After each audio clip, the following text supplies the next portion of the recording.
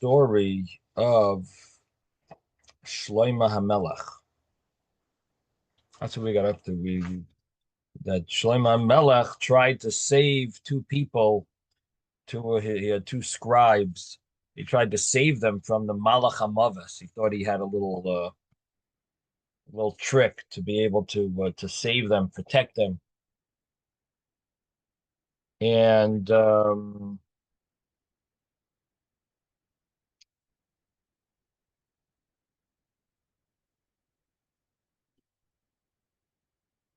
so the scribes were beautiful, and the Malach HaMavis said. The Malach HaMavis said, looked very sad, and Shlomo HaMelech said, "Why are you so sad?" So he said, I'm supposed to take these two beautiful people, handsome people that are sitting here, and for some reason it wasn't working. Either it wasn't their time yet, or they're so handsome, he felt bad to take them, or for whatever reason, the Malach HaMavis was depressed. So Shlomo HaMelech thought, I have an opportunity now. I'm going to go save them. I'll send them to Luz. Now, what's Luz? So Luz is a city that the Gemara in Saita tells us that it was a city protected from the Malach HaMavis. The city was protected from the Malach HaMavis there because a special, there was a mitzvah that was done, and um,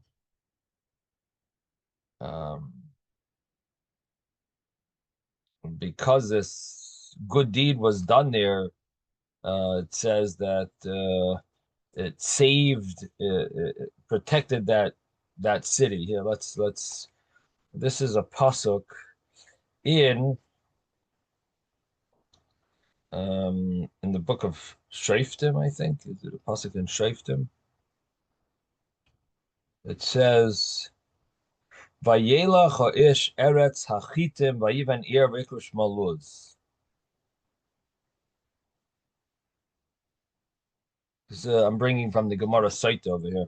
The Gemara Saita here says, talks about the importance of doing levaya. Levaya is escorting someone after they leave. If they're leaving, you walk them out, and so on.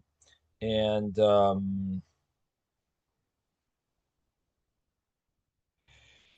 so it mentions over here. Let me just pull up this pasuk here. Where is this pasuk? It's a The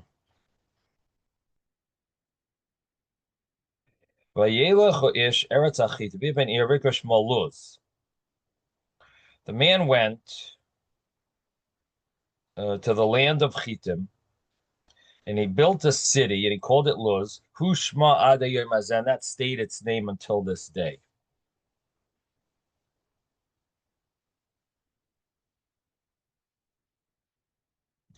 So, and the man went to the land of the Hittites and built a city, called it Luz. It's the name until this day.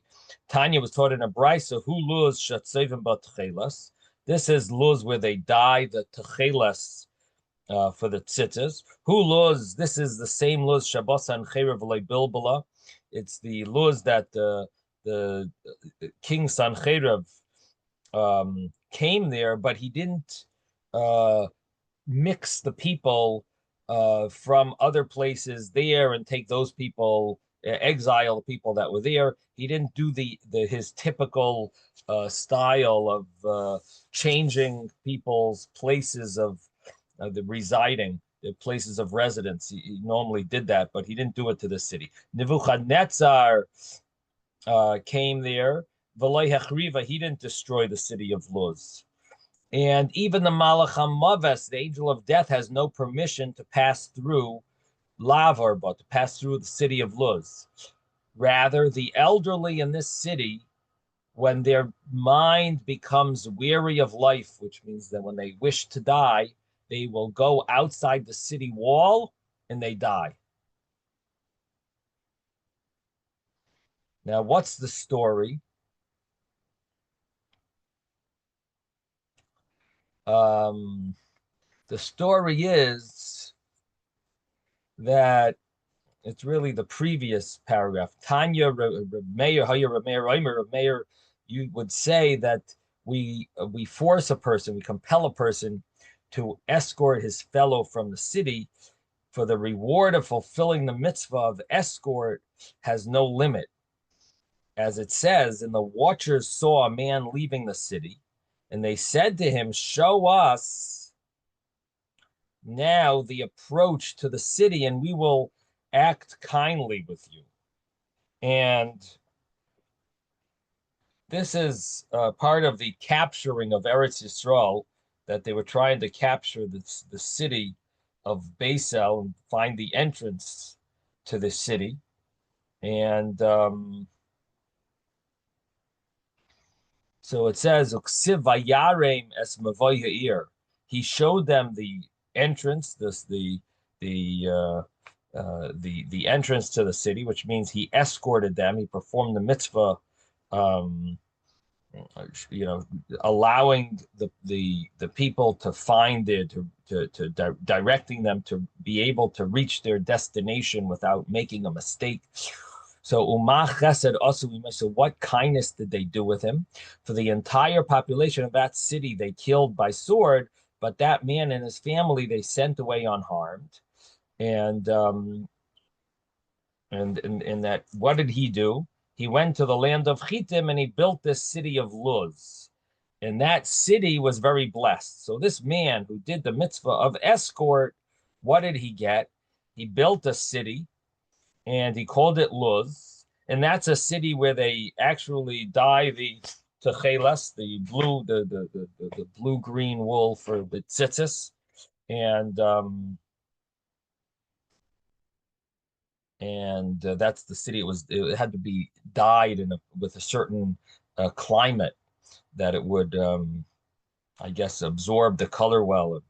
And so they did that in Luz, and that's the city that had all the miracles. And Sancheirav didn't mess it up, didn't exile it. Nebuchadnezzar didn't destroy it, and the Malach HaMavis has no power in the city of Luz. An interesting Gemara here in Tractate Saita about this person, um, and about this how this was not a Jewish man. He was a so the Gemara says. And this is a Kal V'chomer, an a priori argument, where it says if this Canaanite who didn't even speak with his mouth, he didn't even walk with his feet, but he just directed them, and he caused salvation for himself and his descendants to the end of time. If a person does walk with his feet, and how much more so, he is worthy of unlimited reward. And the Gemara says that how did he show them the approach to the city? Either he twisted his mouth and he mouthed the directions without saying any words, like he moved his mouth that way, or he showed them with his finger, but he didn't actually go there. So that's the story of Luz, and Shlomo HaMelech was relying on that story to be able to protect these two people, but it didn't work. The end is that the Malach HaMavis says, actually, you helped me out because you got them to go there. When they got there, right by the entrance, that's where they died. And the Malach HaMavis got them. So the next day, the Malach HaMavis came to Shlomo. He was laughing. He says, "Why are you laughing?" He says, "Because the place where I was supposed to call them, you sent them there. This place where I was supposed to kill them, you sent them there." And Shlomo HaMelech realized then about this rule that became like an accepted rule in the Gemara. Rabbi Yochanan says it: a place where a person is supposed to be taken, that's where he's taken. There's a place where a person is supposed to pass away. His feet will take him there to pass away there. That it'll work out that way. That somehow he's going to get there, and his feet will ragloihi devar inish inon arvin be. They're guarantors. He will be taken by that place. And basically, what we're seeing here is there's some type of a hashgacha pratis, a divine providence, where a person is supposed to pass away, One of the commentaries says, and it's only people. It says Devar Inish. Animals don't have this. They could die if they're supposed to die. They just die. But people have like they have a hashgacha pratis. It's Hashem's providence that they have to die in this specific place. That's where it's going to happen. It has to be in a certain place, and one of the commentaries says it has to do with the fact that people from that place are supposed to take a lesson from it. In other words, that a person passes away in a certain city, it's because the people of that city are meant to see this passing or to hear about this passing, and that's why a person passes away in a certain city. It's somehow some type of an influence on the people of that city. Yes, Mordechai.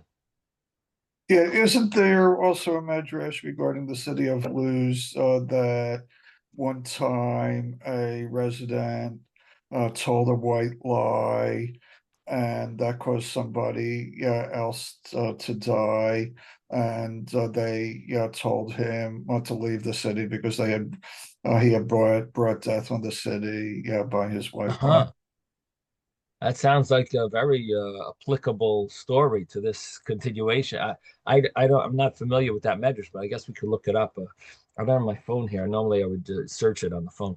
I'll tell you, But 2,000 years later, you had a yeah. character in a movie, Perfect Tommy, in the movie Buckaroo Banzai and the Fifth Dimension. And his famous line is, no matter where you go, there you Uh-huh. Sounds similar, huh? Similar to No, this. in a way it Right, is. But right, right, right. Anyway, yeah, we'll have to take a look, Mordechai. I don't know if you find it, definitely, yeah, I'd like to see I'll it. tell you one thing about Tcheles that's Mm. interesting. You just said something about that in a certain climate it had to be. Yeah. The guy who was involved in rediscovering Tcheles now, and he wrote a book about it, and he's the guy I buy from Till Tcheles. He wrote years ago what happened. What the problem was that when you took it from the snails, you saw snail shells all over, so you Uh-huh. knew they were doing something there. But when you put it in the sun, when you put it in the light, it turned Mm. purple. Uh-huh. And the problem was Tcheles is supposed to be blue. Right. And Argamon is purple. Uh-huh. So no matter what they did this, they did that, they had no idea. So they said the two guys who were like researching this around the Greek coast where they do the fishing, so they went and they had one of the Greek fishermen, and they showed the snails. He showed them snail shells here. And they said, no, no, no, no, no, this is purple, purple. And he goes, huh, gets the snail, whatever it is, squeezes out some of the stuff, puts it on his arm, Uh-huh. holds it out in the sunlight, and it turned blue. Huh. And then once it's fixed, it's fixed. But the point is, at that critical stage, it is actually the sunlight, which to me makes it even more magic. I don't know a better word for it, but wondrous. You talk about Dvar Hashem. Huh. If you just take it out in a normal place where they worked, whatever, indoors, and you take the Purple. stuff out and you make the mixture, it's purple. But if you do We're in it the out in sun. the sun, it's tcheles. Uh-huh. I Very just found interesting. that fascinating. Right, right. Well, the reason why the understanding there is that they would make the tcheles something to do with the climate is because the tcheles itself is taken from Zvulun's territory. So Luz was not in Zvulun's territory. So they say they must have gotten the snails or whatever it was in Zvulun territory, and then they would dye it in Is Luz. there water in Zvulun's territory? Yeah, I mean he would go to the Zvulun l'chayf yamim yishkoin. You know, Well, who l'chayf it's, aniyos the if it's yarchasa by al the tifu. sea, if it's along the Mediterranean, Yeah. that's the rich source for it. And the only reason it disappeared, the question is, how did it disappear if it was such a wonderful thing? Mhm. The Romans valued it so much, they made it only a royal, whatever Color. citizen, whatever could wear it. If you were caught wearing it and you weren't one of the nobility, it was death. Uh-huh. So for hundreds of years, you couldn't walk around with chelas. And that's how Nebuch, the I forgot. Messiah apparently seems to have maybe been completely lost. I don't know. I don't want to say it was Right. broken. Right. But Right. now there's almost no question what it was made from, that it was definitely the Murex trunculus, I think it's called. Right. Right. Right. Wow. Okay. So that's the story of Shlomo. What was the Rebbe's position on Tchelos? I don't know. I mean, he didn't wear tchelas, but I don't Right. know. But maybe because it wasn't like accepted, it didn't become more like over the years. The research has been, developed more. I'm not sure. I guess I could look it up and see if there was any letters between the Rebbe and some of the people who did the research.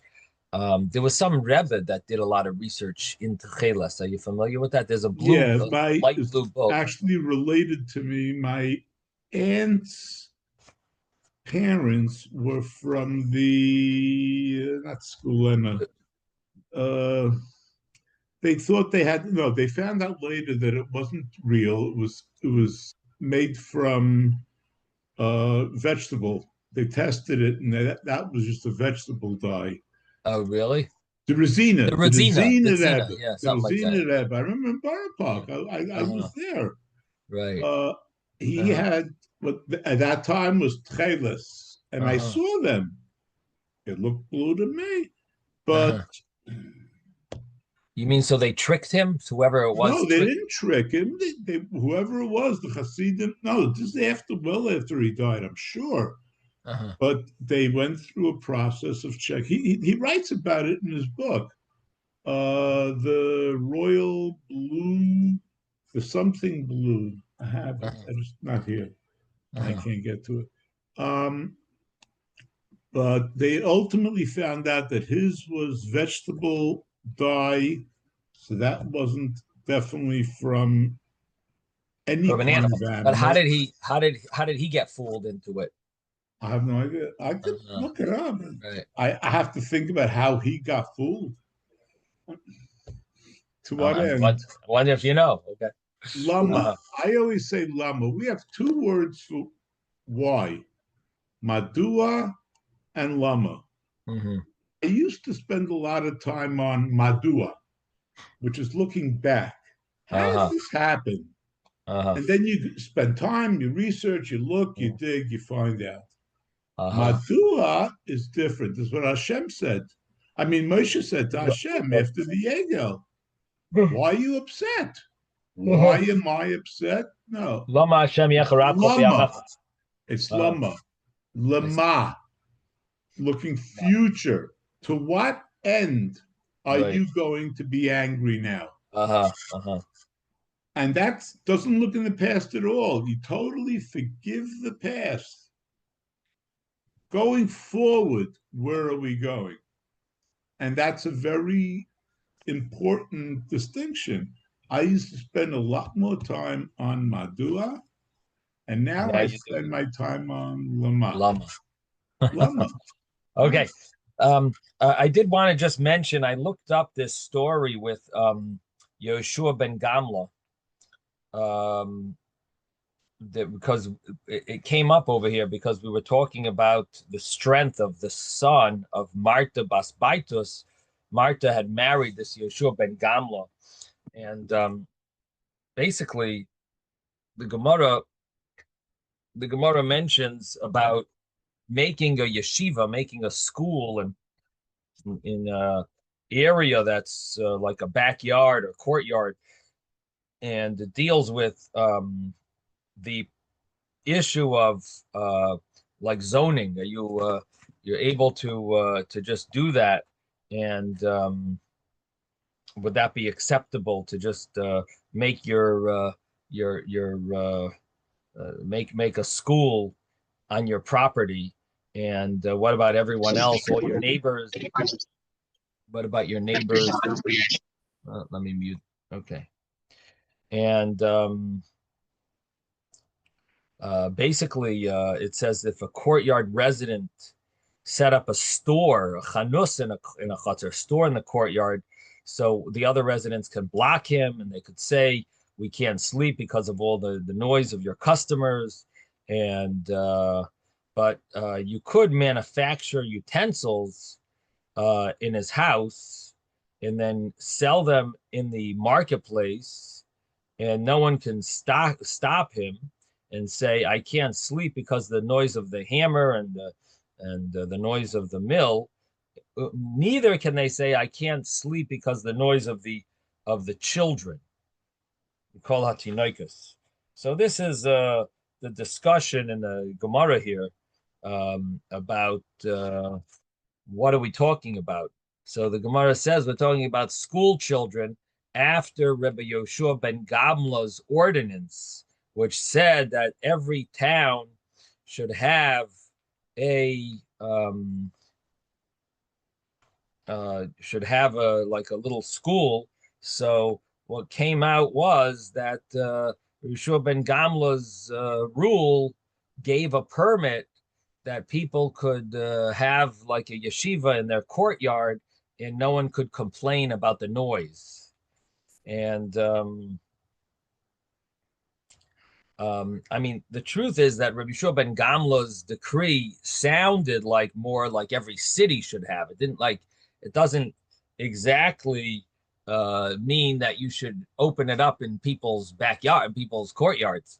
But the understanding is that Rabbi Shua ben Gamla wanted to make it easier for people to teach.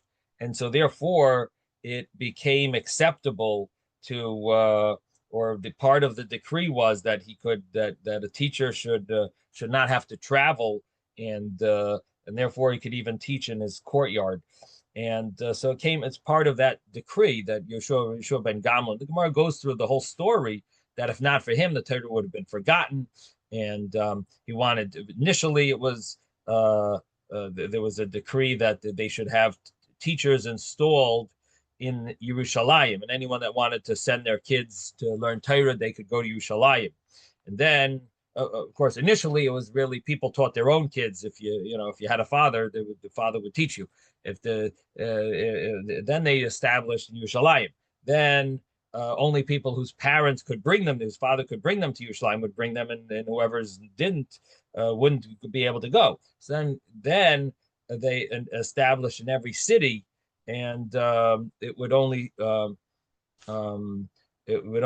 people would start learning at the age of 16 or 17, and they would have teachers in every city that would teach that age around 16, 17. And then this is Gemara Bava Basra that I'm just reading from. And then it says that Yeshua, but says any student whose teacher became angry with him, the student would just rebel and leave. So Yeshua ben Gamla came and he established that they should have teachers of students in every district and every town, and you should bring the children from the age of 6 and 7. And it says because of that, he ensured that the Torah would not be forgotten. So that's the story of Yeshua ben Gamla. Now this is a Gemara Bava Basra. The Gemara in Yavamas, the Mishnah in Yavamas talks about what I mentioned yesterday, that a kohen hedyot, a regular kohen, 1 second. A kohen who performs erusin, which is the first half of marriage, and he marries a widow. What happens if he's appointed as a kohen gadol now, before he consummates the marriage? So the Mishnah says Yichnos, he's allowed to marry her. And then it has the story of Yeshua ben Gamla. He did the first half of marriage with Marta bas Baitus. This is Yeshua ben Gamla. And they appointed him afterwards the king, it says, the king appointed him as Kohen Gadol, and he married her. And so you see that you're allowed to, once the marriage started before he was Kohen Gadol, he's allowed to marry the widow. Normally, a Kohen Gadol can't marry a widow. It's a prohibition in the Torah. Isha b'psuleha yikach. A Kohen Gadol is only allowed to marry a virgin. But if the Kohen Gadol was already engaged, not just engaged, but he did Kedushin, if the Kohen Gadol already did Kedushin the first half of marriage, with so they're allowed to get married. The second half, the final part of marriage could be done, even though she is a widow. And then the Gemara says that the Gemara says this story with Yoshua ben Gamla. It says, oh, the Mishnah said that he was appointed. The king appointed him.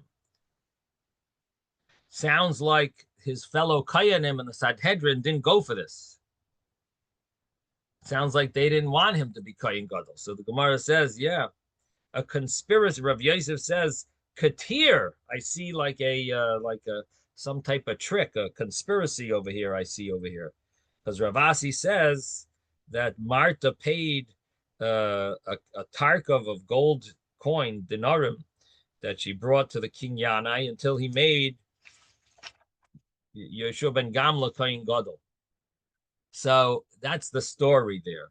That the king made him Kohen Gadol. Really, the people weren't really so for it.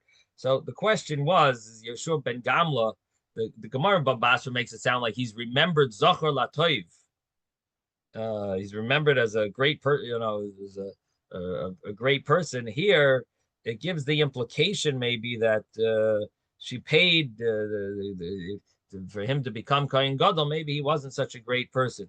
So here, Tosfos over here deals with it, and he says that where's Tosfos? Tosfos in Baba Basra.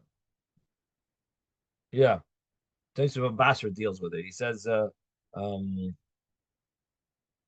story over there. He says Tzaddik Gomer. He was a Tzaddik Gomer. It's interesting. The Gemara doesn't use the term Rebbe Yoshua ben Gamla ever. It seems like it's always Yoshua ben Gamla. It doesn't say a Reish before it, which you normally would see Rav, Reb.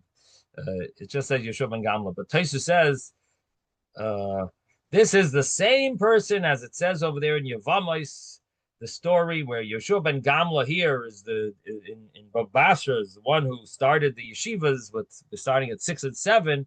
He's the same person as the one who got married to Marta in the Gemara in Mishnah Yevamos over there, and it says over there that she paid that she was wealthy. She paid the King Yanai to appoint him as Kohen Gadol. And Tosfos says Tzaddik Gomer Haya. He was a Tzaddik Gomer. And this that it says over there that there was a conspiracy that the people didn't appoint Yoshua ben Gamla as Kohen Gadol. Only the king did. That doesn't mean that he wasn't fit to be Kohen Gadol. He was fit to be Kohen Gadol. It's just that there were others that were more chashuv than him.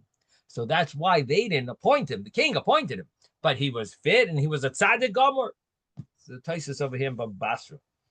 However, there is another reading over here, Tosfos Yeshanim over here in Yevamos that makes it sound Ein Zeh Yoshua ben Gamla that was in Baba Basra.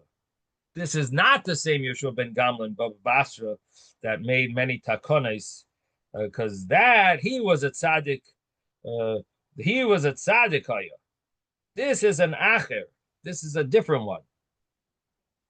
So you see, you have an argument between Tosfos, if it's the same Yoshua ben Gamla, and Tosfos Yeshanim, if it was a different one who made this. Then I saw in Isaac bought me this beautiful book from Art Scroll, the introduction to the Talmud, and I see here they have a whole page on Yoshua ben Gamla, and here they say that Yoshua ben Gamla, they seem to follow that the understanding of Tosfos, that his innovation became standard Jewish history. He's called Zachar Latov, and they don't mention the purchase of the kahuna. They do. He lived at a time. He lived at a time when the corrupt Jewish kings appointed kohanim gedolim for generous bribes, and the Sedukim controlled most of the power, and the Kohen Gadol's belonged to that group. And until he paid him off more. Yoshua ben Gamla was an exception. He married the devout widow Marta Bas Baitus, who offered King Yanai a fortune to appoint her husband as a Kohen Gadol. And Yoshua ben Gamla is best known for the about the Torah. So the way this book seems to understand it is that it is the same person. And Yoshua ben Gamla happened to be a righteous Kohen Gadol, even though all the others were basically tzedukim, and they were doing it only for their honor. Yoshua ben Gamla, there was more of a sincere reason why she wanted him to become Kohen Gadol, seemingly so that you could have someone who deserved to be Kohen Gadol there. And even though she paid off the king, but ultimately he was a righteous king, and it's the same one as the one who established the teaching students from the age of 6 and 7 having yeshivas. What they do deal with is there's a contradiction that it says Shimon ben Shetach was the one who started yeshivas. So they try to explain it that it was a combination. Shimon ben Shetach and Yoshua ben Gamla both established this. Shimon ben Shetach didn't have a ability to promote it, and Yoshua ben Gamla was Kohen Gadol. He was able to promote it. It's marketing. That's the marketing. So that's the way they want to explain it based on the Retiree Shainim and told us Tanam V'Amiram, these different Svarim. They want to answer this. And they do also mention about Yoshua ben Gamla. There's a third story in Yuma about how he made the lots that used to be made out of boxwood for the Kohen in Yom Kippur. He established to glorify the temple service. Yoshua ben Gamla made the lots of gold. So this is another great thing that he did, and the sages praised him for this display of honor to the Beis Hamikdash. So it's in Yuma. Now on the bottom they say these events occurred 150 years before the Churban, before the destruction of the second Beis Hamikdash. Right. Now, but there was another Kohen Gadol during the years just before the destruction of the temple, who was also named Yoshua ben Gamla, and he was a tzeduki. So that means that there's another person who was a Kohen Gadol, and he was a tzeduki right before. With the same driver's license. So, in other words, there is a Yoshua ben Gamla. Even if you want to say these two are the same ones, there's really a different Yoshua ben Gamla, and based on historical timing, they have to. That's why they say this, but they don't tell you where the source of that story is, of how they know about this other Yoshua ben Gamla. It must be a medrash somewhere, or something about this other Yoshua ben Gamla. We have to take a look, I guess, in the Retiree Shainim, the told us Tanoim Bamiram. Anyway, so that sort of covers the. So thank you, Isaac. It's like they do a good research over there. Okay, so that covers the Yoshua ben Gamla story a little better. Now getting back to the Gemara that we were learning. So we are on page 53a. And we went over Shlomo HaMelech's story of how he tried to save these two people, and ultimately Shlomo HaMelech learned a big lesson over here. And the lesson he learned, the Gemara uses the term miyad pasach Shlomo v'yamar. Immediately Shlomo HaMelech opened his statement and he said, like, I've learned something new. The feet of a person are guarantors that they are going to take the person to where he is, to where he's going to be, and that was Shlomo HaMelech's revelation that he came to him after he saw this story. He realized that as much as he wants to save people and protect people, there's certain things that are beyond his ability. and so that's what he came up with, this idea, this understanding about about a person's feet being guarantors that they're going to take the person. Now, the Gemara then said that that Shimon ben Gamliel. Now, this is the first Reb Shimon ben Gamliel. He was the one who was from the Asara Haruge Malchus. This is not the grandson is known as Rabbi Shimon ben Gamliel. He was the son of Rabbi Yehuda Nasi. That's the more famous Shimon. This is that's the regular Shimon Gamliel. This is the grandfather. So he was so he used to juggle. He would be Masameach at the Simchas Beis Hashem. He would juggle with 8 torches, and none of them would hit each other. And when he would bow down with his 2 thumbs on the earth, and he would bend over and kiss the ground and then get up. And the problem was he didn't use his hands to help him get up. And no one can do this. This is what's called kida, but it's impossible really to do such a thing without using your hands to get up. And Levi tried to do this. He did it, and it says ve'itla. He became. It seems like he became crippled. He became crippled from trying to do this because he put all of his weight went on his musnav, on his thigh, and couldn't handle the weight. And even though he was leaning on his thumbs, but the thumbs can't really hold any weight. So basically, he became crippled. So the Gemara asks, he became crippled from this. He became crippled because he tried to get rain, and he davened to Hashem, and it was some type of a famine. And he says, Rebbeinu Shalom, Master of the world, you went up and you decided to forget about us. You went up to heaven and you left us. You're not going to have mercy on your children, on your sons. And he spoke in a derogatory or a disrespectful way to Hashem, and that's the understanding. That's why he became crippled. And the Gemara uses this term as like someone spoke disrespectfully towards Hashem. Ve'itla became crippled, and who was it? It was Levi. So our Gemara is saying he became crippled because he did this kida. That Gemara is saying he became crippled because he spoke. Now, it did rain in the end. So it worked, but he still spoke negatively at work. He got it to rain. He got Hashem to give rain, but it's not appropriate to do such a thing. And it says because he did what was inappropriate, he became crippled. So the Gemara answers ha v'ha garmulei, that both together is what caused him to get punished, or that he ended up becoming crippled. So there is a concept that when you do something dangerous, so you could get punished then for like that would be an opportune time for a punishment to come, because you're putting yourself in a place of danger. So then that would be a time when a person might get punished for a different sin. So here he put himself in this place of danger by trying to do this kida, which is definitely not something people should try to do.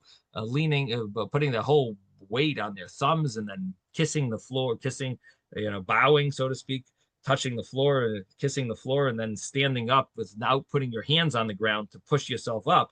That would, anyway, so that's quite a dangerous thing. So that's why his punishment kicked in at that moment.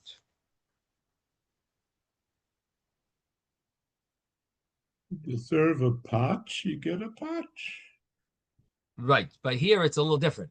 Here, it's like you're putting yourself in a position. Right. If you're in a position where you deserve a patch, you're going to get a patch. And you deserve it from, right. You deserve it from something else. Patch, you're going to get a patch. Yeah.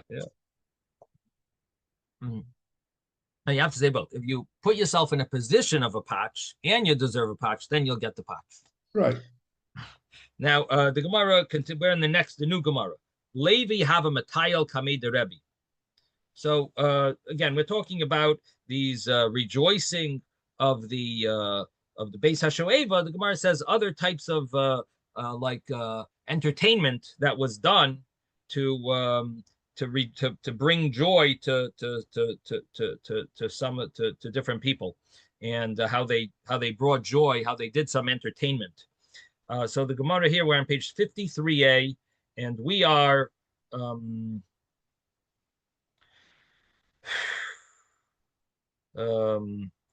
Levi have a Matayel Kamei de Rebbe.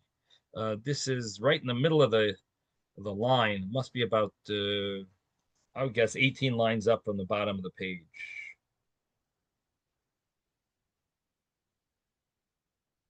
No, maybe about 15 lines up from the bottom of the page. On 53a, right in the middle of the line. Levi have a Matayel Kamei de Rebbe. Levi was doing some type of a trick, some type of a he was playing like in front of Rebbe, and Rebbe was always worried about the Klal Yisrael. He was the leader, and so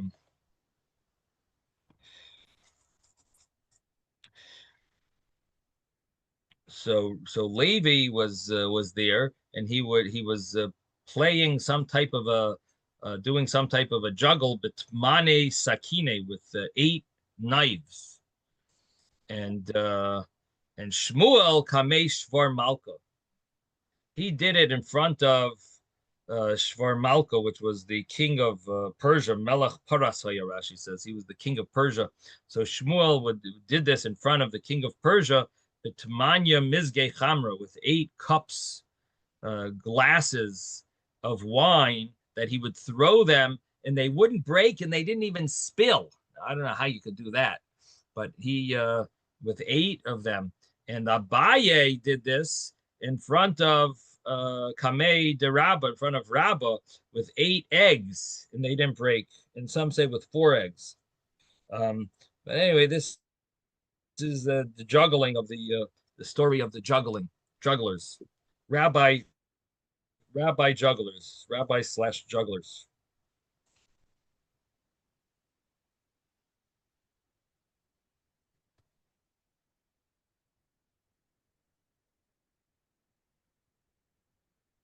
Now, the Gemara continues, and Tanya Amr Reb Shua ben Chananya, Reb Shua was taught in a brisa.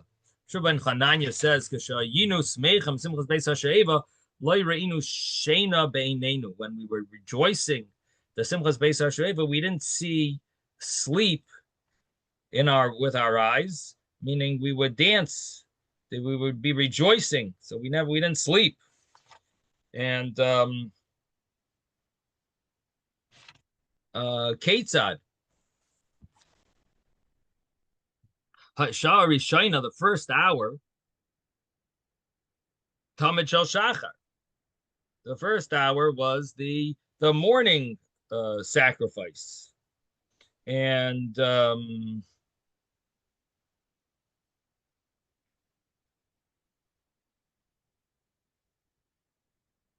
Misham Latfila.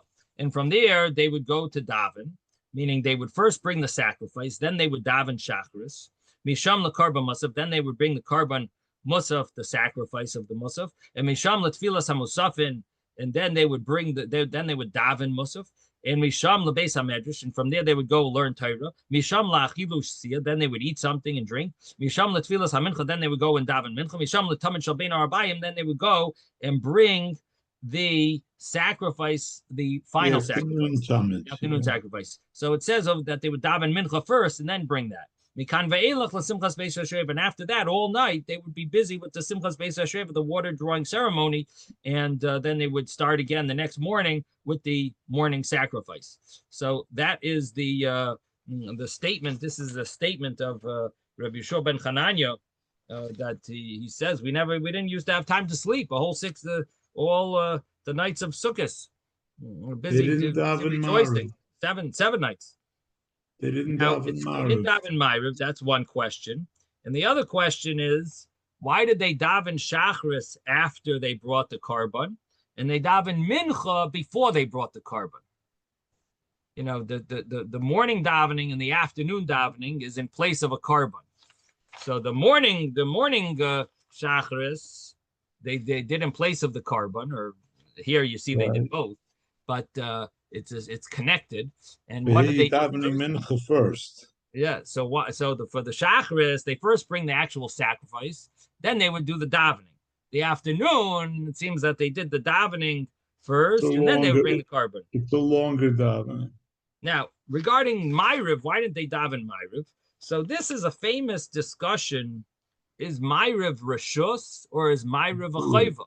Is Ma'ariv an obligation or is it not? And Rabbi Yeshua, I believe, was one of the opinions. Rabbi Yeshua and Rabbi Gamliel, right? Wasn't there a machlekes Rabbi Yeshua and Rabbi Gamliel if Ma'ariv is reshus or chayva? Anyway, the bottom line is that there is an opinion of there is an opinion that Ma'ariv is only a reshus. It means it's optional. It's not an obligatory davening, and therefore, in the way Tosfos explains it is, if you have another mitzvah, you're supposed to do that other mitzvah instead of Ma'ariv.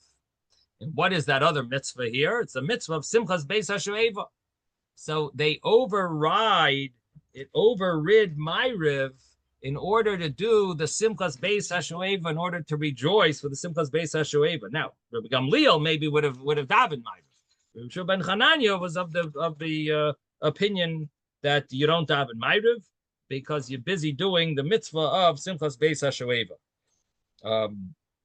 So that's that would be the understanding over there. Now, why did they daven after the Shachris carbon and before the Talmud, the You want to do the Talmud as early as you can. You want to do it as soon as reasonable. So nothing. So the davening was called the avodah.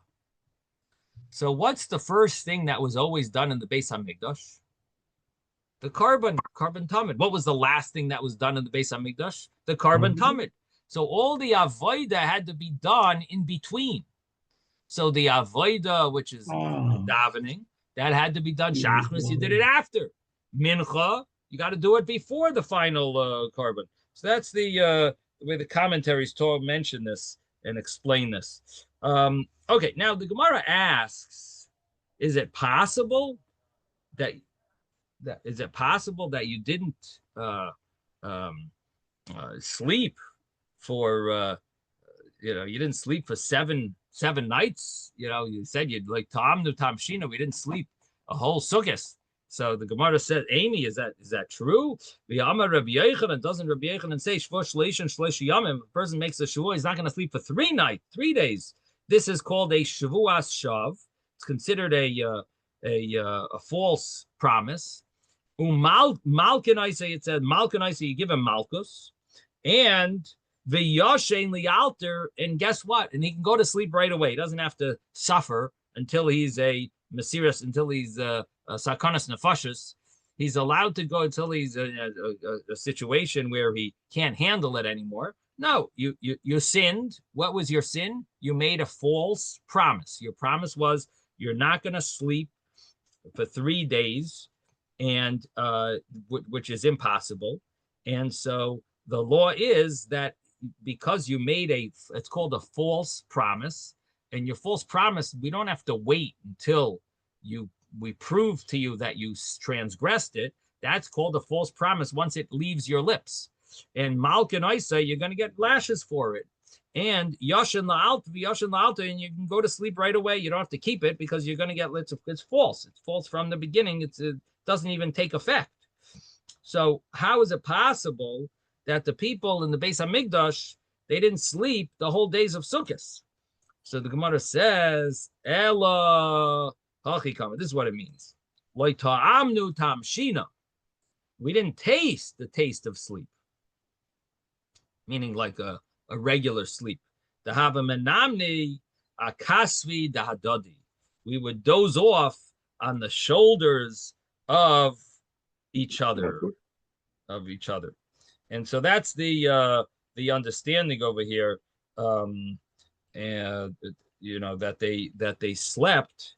I guess while they were dancing, they stopped a few minutes, they would doze off. I mean, imagine, not going to normal sleep for 7 days.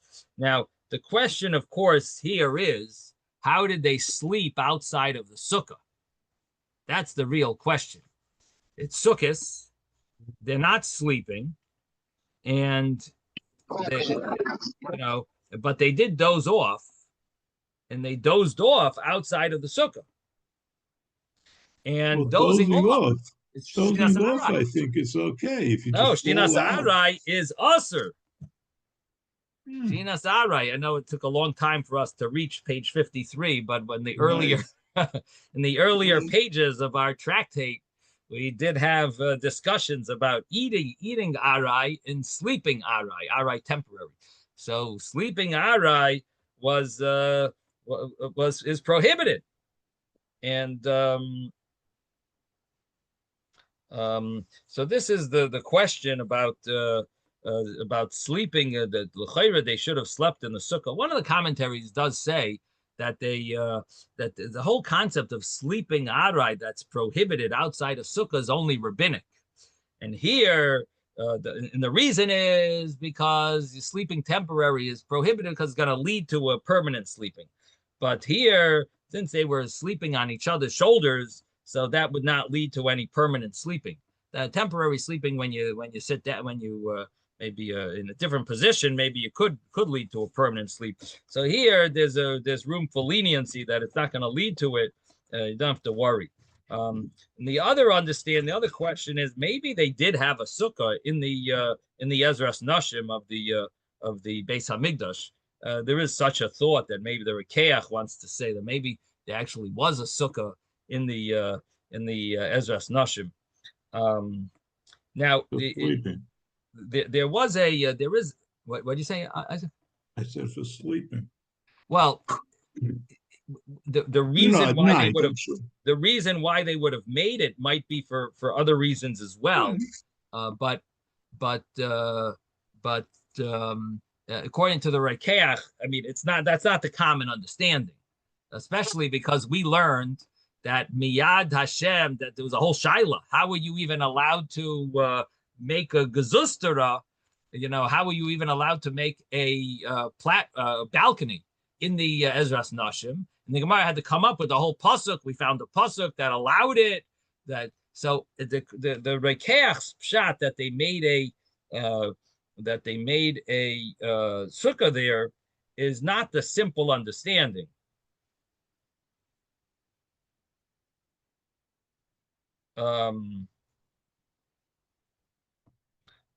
It's a problem adding on to the Beis Hamikdash. But then you'll say maybe it's considered temporary. And the problem with the gezustera was that the beams that held up the balcony, those were permanent. But the sukkah, you could say maybe was temporary. And he does find the pasuk somewhere in Nehemiah. There's a pasuk that says they built the beams. The beams it was a pergola. Well, this is the thing. And they only put the schach on top for sukkahs. No. Not there were beams that held up a platform to stand on as a balcony. They took down the platform. But there was a board that was part of the that you would stand on. But there's beams that held up the board. So the board was temporary. The beams were permanent. So when the Gemara is surprised that they added on to the Beis Hamikdash, which who gives you the right? This is Miyad Hashem Alai Hiskil. It has to be from Hashem.